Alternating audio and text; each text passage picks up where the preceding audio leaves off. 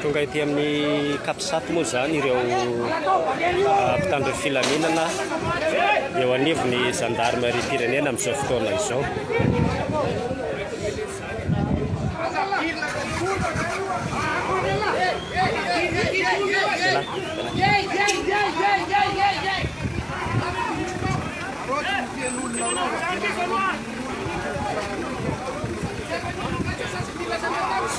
Somary misy moa fifamalina kely eto amin'ireto mpitandro filaminana reto.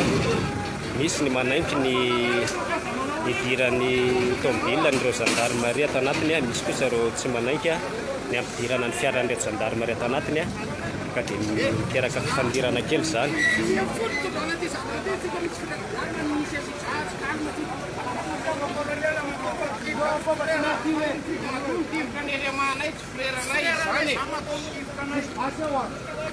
Asa voalora misy misy valy ao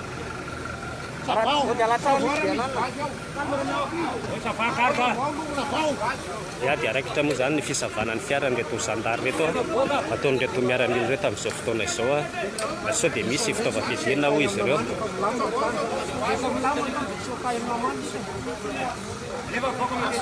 mandeha anatongotra anareo fa ty ihany oentinao tobila fa reny mandeha tongotra reo.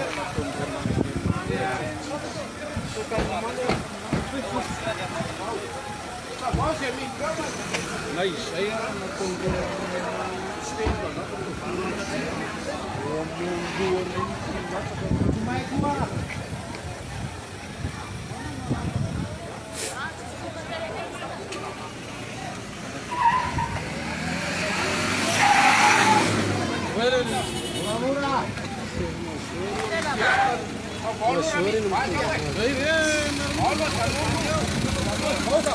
Lamto ihany moa zany ny fisavana nyreo fiara mety reto fiaran'ireo gendarmerie savan'ny miaramila ny Kapsaty amin'izao fotoana izao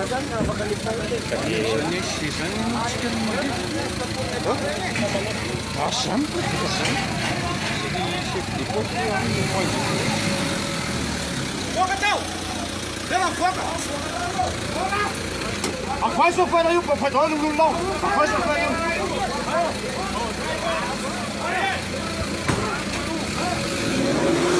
Avoka moa zany ireo mpitandro filaminana tao anatiny ny asorin'ireo gendarme izay tao anatiny ka dia ny miaramila no mitondra ny fiara amin'izao fotoana izao.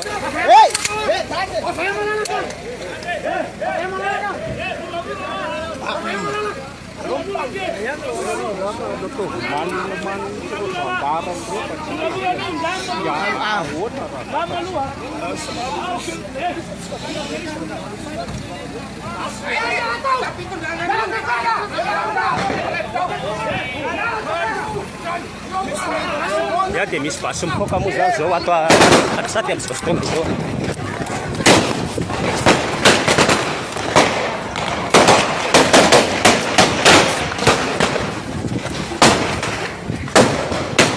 Raikitra moa zany zao